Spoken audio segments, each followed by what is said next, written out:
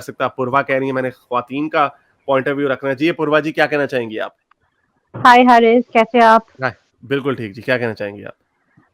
हारिस, मैं आपका शो सुन रही थी तो बीच में एक आरएसएस वाले अंकल आए थे और आपने उन्हें मतलब आपने उनको अच्छा आंसर किया, बट उसमें आप एक दो पॉइंट ऐसे बोल गए और मुझे लगा कि मैं उसे हाईलाइट करना ओके, मेरा श्योर, बनता है। जी, श्योर।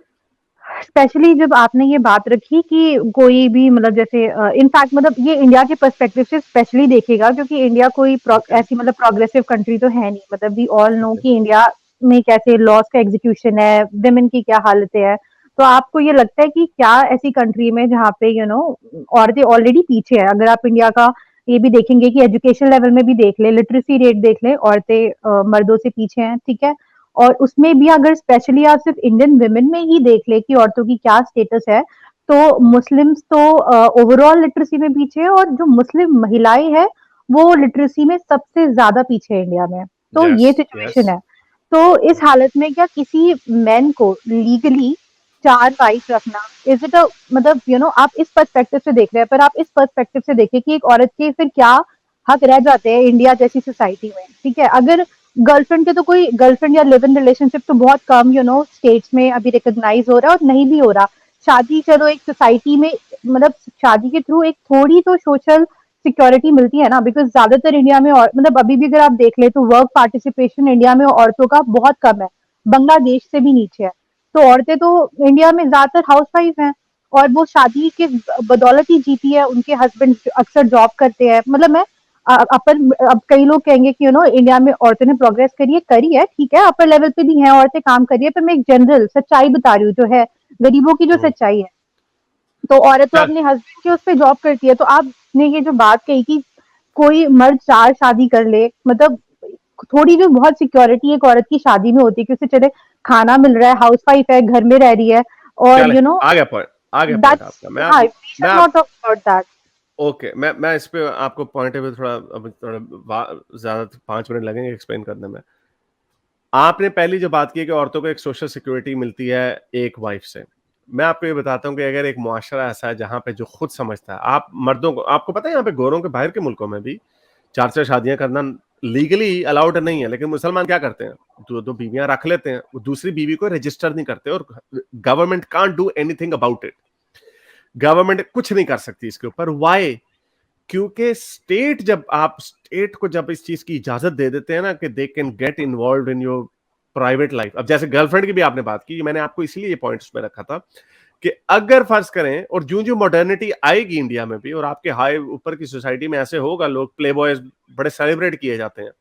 99 की मूवी थी पहली पहली बार जब प्यार किसी से हो, ये यही थी सलमान खान की मूवी, उसमें दिखा था he is a playboy. फिर एक आमिर खान की मूवी आई, मेला थी, no no Mela, there was another जिसके अंदर वो था, क्रूज शिप के ऊपर थी, Aman Aman Amar something like that. उसमें उसने भी प्ले बॉय बन के दिखा दिया, तो बड़े लोग जी खुश होते हैं। आपके कल्चर में और ये इंडिया पाकिस्तान में प्ले बॉयज को बड़ा फख्र से समझा जाता है कि बड़ी अच्छी चीज है। वेस्ट में इसको अच्छा नहीं समझा जाता वैसे, चीटर होता है। तो मैं आपको ये बता रहा हूं कि ये चीजें, ये सोशल टैबूज हैं, लेकिन दो गर्लफ्रेंड रखने पे वेस्ट में भी किसी को सजा नहीं हो सकती, और इंडिया में भी किसी को दो गर्लफ्रेंड रखने पे सजा नहीं हो सकती। When you get involve in people's private life, आप डंडे के साथ नहीं कर सकते। मैं आपको एक और एग्जांपल पैरेलल दे देता हूं। औरतों के ऊपर हम कहते हैं कि हम मुसलमानों पे क्रिटिसाइज करते हैं औरतों को दबा के रखने पे, उनको हिजाब बुरके पहनाने पे, लेकिन हम इसको लीगलाइज अनफॉर्चुनेटली, सॉरी क्रिमिनलाइज हम इसको नहीं कर पाते। व्हाई? बिकॉज पीपल के अपनी पर्सनल लाइफ पे जो उनके राइट्स हैं वो आप उनसे नहीं छीन सकते। You can not. फिर आप ये भी कह सकते हैं कि हमने कुरान को भी नहीं पढ़ने देना बिकॉज इसके अंदर ये बातें लिखी हुई हैं, then you have to ban that as well. और वो रैशनल वही होगा। आपने जो औरतों की इमेंसिपेशन की बात की कि औरतें यहाँ पे, औरतों को इसीलिए उसका सोल्यूशन ये नहीं है कि हम उनको मर्दों के थ्रू उनको जी वो दें, जी आपने, ये तो पेट्रियार्कल सिस्टम है। Why does a woman in a 21st century, औरत को मर्द के थ्रू क्यों सिक्योरिटी चाहिए? हम औरत को पढ़ा लिखा क्यों नहीं सकते? और जो कि होगा, आप अभी ना ये ना कहें कि अभी ऐसे नहीं हो रहा, ऐसा होता जाएगा। जैसे वुमेन इमेंसिपेशन होगी, औरतें आगे जाती जाएंगी, औरतों में पढ़ाई ज्यादा होती जाएगी। वेस्ट में क्यों डिवोर्स का रेट इतना नीचे? उनकी तो दो शादियों का भी चक्कर नहीं होता। वो कहते चलो भागो, हमें, हमने तुम्हारे ड्रामेबाजियां नहीं सुननी, आई एम फाइनेंशियली केपेबल, अब तुमने मेरे साथ मारपीट करनी है, अगर मेरे साथ तुमने कुछ ज्यादा बातचीत करनी है तो मैं तुम्हें निकाल दूंगी। उसको एक मर्द की भी सिक्योरिटी नहीं चाहिए। सो हमें, अगर आपने औरतों की इमेंसिपेशन के पॉइंट ऑफ व्यू से बात करनी है तो औरतों को एजुकेट करें। औरतें जब एजुकेट होती हैं, उनकी बॉडीली ऑटोनॉमी उनके पास आती है, वो खुद ही नहीं लोगों को हिलने देती, दो दो शादियां करने देती। और जो दूसरी शादी करेगा, मुसलमानों में, मैं आपको पाकिस्तान में एग्जांपल दे दूं, पाकिस्तान में लीगल है 4 शादियां, यू कैन डू इट, लेकिन आपको अपर सोसाइटी में कभी भी नहीं मिलेगा। चंद एक आपको मिल जाएंगे आउटलायर्स, लेकिन मोस्टली आप जितने मर्जी, जितने पाकिस्तानी, अगर आप किसी सेलिब्रिटीज को भी जानते हैं, बता दें कि इन्होंने दो दो शादियां रखी हुई हैं। इवन के मुफ्ती तारिक मसूद, ये अब जो पोस्ट सोशल मीडिया बूस्ट की वजह से मौलवियों ने इसको बड़ा ग्लैमराइज करने की कोशिश की है कि दो दो शादियां कर लो ना, कोई नहीं दो दो शादियां करने देती। Why? Because those women themselves are strong women. वो चाहे इस्लाम को भी मानती हो, लेकिन वो खुद स्ट्रांग वुमेन है, वो खुद अपने इस हक को नहीं इजाजत देने। लेकिन आप जितना नीचे जाते हैं सोशियो इकोनॉमिक लैडर पे, आपको नजर आ जाएगा गांव में कई लोगों ने 3-3 4-4 बीवियां रखी होती हैं, मौलवियों ने 3-3 बीवियां रखी होती हैं। Why? Because they have conditioned it that way. तो इसका ताल्लुक स्टेट के डंडे मारने से नहीं होता, इसका ताल्लुक होता है वुमेन इमेंसिपेशन से, उनकी एजुकेशन से, और उनकी प्रोस्पेरिटी से, उनकी बॉडीली ऑटोनॉमी से। जब ये हो जाएगा ना, फिर आपको खुद ही नहीं होगा। मैं आपको ये बताऊं कि ये जो औरतों के, ये जो हम सोशल रूल्स जो बनाते हैं ना, और ये मैं किसी ने वीडियो भेजी थी, मैं आपको दिखा दूं, मुकेश खन्ना जो है, आई डिस्पाइज दैट मैन, शक्तिमान जो है, इसकी भी एक वीडियो आई, सुनिए जरा, इसने भी क्या वीडियो दिया। What is he talking about?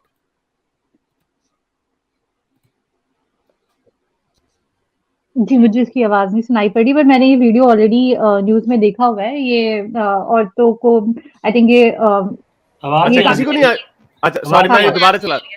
पर मैं ये चलो मैं वीडियो देख दोबारा, चुकी हूँ नहीं ऑलरेडी नहीं, मैं और औरों को सुनाना है, I want to show it to other people as well. एक सेकंड, मैं ये औरों को सुनाना चाह रहा हूँ, इसीलिए ये देखें, ये बंदा क्या भी बोल रहा है। लड़की अगर किसी लड़के को कहे कि I want to have sex with you, वो हाँ, लड़की नहीं है, लड़की वो नहीं है, धंधा कर रही है।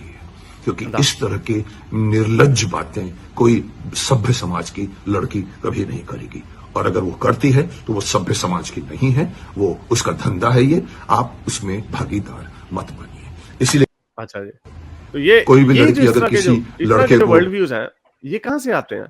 ये पेट्रियार्कल ये सोसाइटी से एग्जिस्ट आते हैं। करते हैं इंडिया में।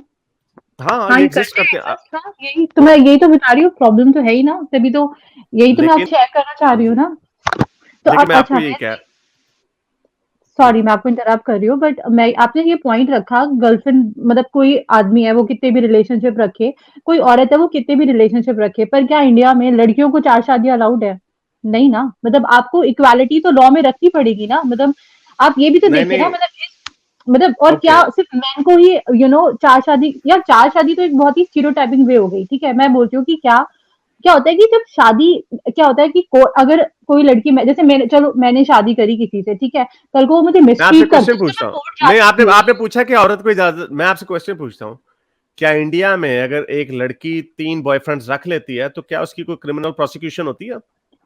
वही तो मैं कह रही हूँ ना कि गर्लफ्रेंड बॉयफ्रेंड कोई कितने भी बनाए, आप ये समझिए कि शादी व्हाट्स द इंडिया डिफरेंस? जैसी नो, शादी दिस, एक लीगल प्रोटेक्शन देती है लड़की को थोड़ी मैं बहुत। आपको बताता हूँ, मैं आगे जाता हूँ। और मुझे इंडिया के कॉन्टेक्स्ट में नहीं पता, मुझे प्लीज बताइएगा। वेस्ट में इसको डिफेक्टो रिलेशनशिप कहा जाता है। अगर आप अपना ये साबित कर दें कि you have been living with someone for certain amount of time, I think in some countries, इस ऑस्ट्रेलिया में मेरा ख्याल 3 महीने है, in some countries it could be 6 months, it could be even more than that.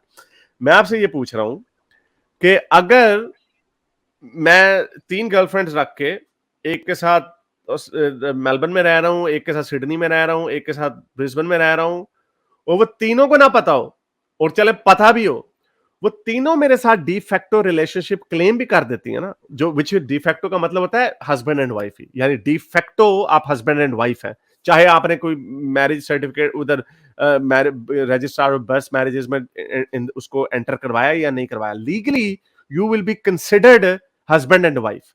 मैं आपको कह रहा हूं, अगर वो तीनों ये कह भी देंगे ना कि ये 3, चाहे उनको पता हो या ना पता हो, और वो कहें कि ये हमारा इसके, तो they can all make similar claims on my property and I can do the same with them. तो इंडिया में भी अगर डिफेक्टो, किसी को पता है कि डिफेक्टो रिलेशनशिप है या नहीं है, प्लीज मुझे वो बता दीजिएगा कि इंडिया में डिफेक्ट, तो इसलिए जो आप गर्लफ्रेंड और वाइफ की बात करें कि लीगली इसमें इंप्लीकेशन है, इन अब इंडिया का नहीं मतलब कि वेस्ट में भी इसका कोई डिफरेंस अब नहीं रहा। गर्लफ्रेंड का साथ 3 महीने रहना और या उसके साथ प्रीस्ट चर्च में या टेंपल में या मस्जिद में जाकर शादी करना, it makes no difference, both the same. और इसमें क्रिमिनलाइजेशन नहीं है, यानी अगर मैं 3 के साथ मैंने रखा हुआ डिफेक्टो रिलेशनशिप, मुझे स्टेट मुझे जेल में नहीं बंद करेगी। सो स्टेट का पॉइंट ये है कि state can not get involve in people's lives.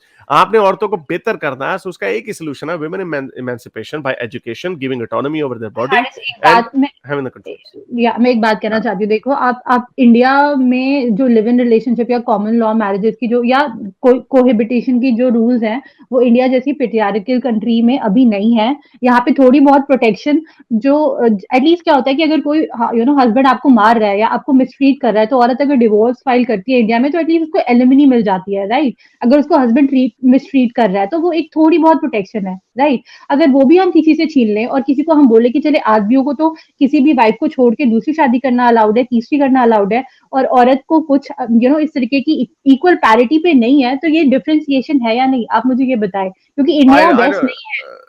I agree with that, लेकिन इसी तरह सोसाइटीज इवॉल्व होती हैं। But anyway, I think I've put my point forward. I'm sorry, I don't agree. I think जो 4 शादियों वाला भी जो चक्कर है, उसको आप ये लॉ जरूर रख सकते हैं to make it even with everyone, के इंदराज जो है वो आप एक का ही कर सकते हैं अपनी पहली वाइफ का। जो आप सेकंड और थर्ड और फोर्थ कर रहे हैं वो आपका पर्सनल मैटर है, हम उसको as in the eyes of the state हम उसको रिकॉग्नाइज करेंगे। फेयर इनफ, यही मेरा पॉइंट है, ठीक है। उस औरत की जो रॉन्ग हुई है उसकी कुछ तो प्रोटेक्शन हो, वो एटलीस्ट अपने लिए पैसे तो कोर्ट में जाके मांग सके कि मुझे आप 4 पैसे दे दो, क्योंकि इंडिया में तो लेकिन प्रॉब्लम आती है ना, लेकिन प्रॉब्लम फिर भी रहेगी। मैं आपको बताता हूं, लेकिन प्रॉब्लम फिर भी आएगी ना, वो कॉमन लॉ में जो आपने बताया, which I think is the same thing, sorry, which is probably qualified in de facto marriage as well. वो लेकिन वो दूसरी औरत भी तो फिर क्लेम कर सकती है ना, बट आई डोंट नो।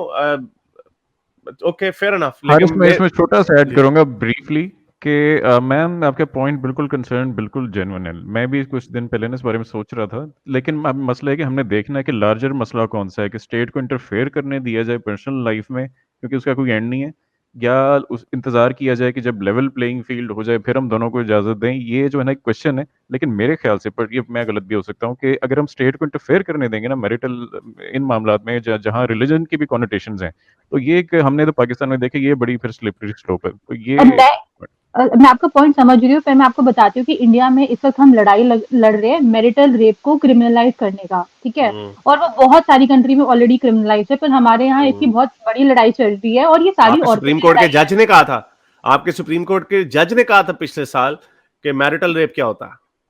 तो वही तो कह रही हूँ, तो ये इस तरीके से हम नहीं, मतलब हमें औरतों को सेफगार्ड करना पड़ेगा एटलीस्ट, मतलब कुछ तो यहाँ पे सोसाइटी में कोई सैंक्शन कुछ नहीं है अगर सेफगार्ड मैकेनिज्म, तो एटलीस्ट मतलब स्टेट को लॉ बनाना पड़ेगा। आई थिंक इट्स चले ओके, ज्यादा क्रिमिनलाइज्ड है मतलब मैरिटल रेप, तो ये सिचुएशन चले आगे आपका पॉइंट, राइट, ओके, चले आगे आपका point, but I still I don't know. I think चले, I think I've shared my points जितने भी, I'm out of ideas now. चलो, बहुत शुक्रिया आपका आने का, thank you. चले, any which way, I just thought कि आप you are an influencer, तो मुझे ये point रखना चाहिए था. We might agree or disagree, but please इस पे आप थोड़ा और देखिएगा. सोचूंगा मैं, okay, I'll think about it a little bit more. ये polygamy का भी, ये देखें जी, polygamy in India down in 45 years, Muslims from 5 to 7 to 2.5% Hindus, 5.8 to 1.77, यानी ये मुस्लिम्स फ्रॉम, मुस्लिम यानी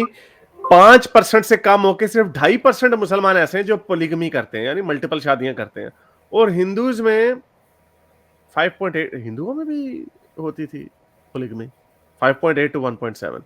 What does that mean?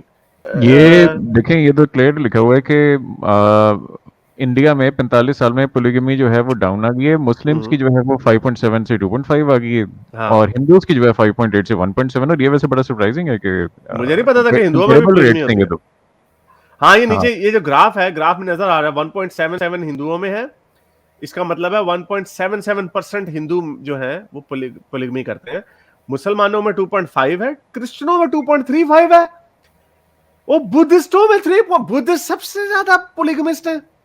ਤੁਸੀਂ ਵੀ ਵਿਚਾਰੇ ਹਮ ਲਵੇ ਮੌਲਾ ਤੁਹਾਨੂੰ ਲਵੇ ਮੌਲਾ ਦੀ ਯਾਦ ਹੈ ਜੀ। यानी बुद्धिस्ट अंदर अंदर से ही इतनी कर गए। हम बेचारे मोमनों को 4-4 शादियों के ताने मारते हैं, बुद्धिस्ट तो हम सबसे आगे निकले हैं। ये क्या शरारत है?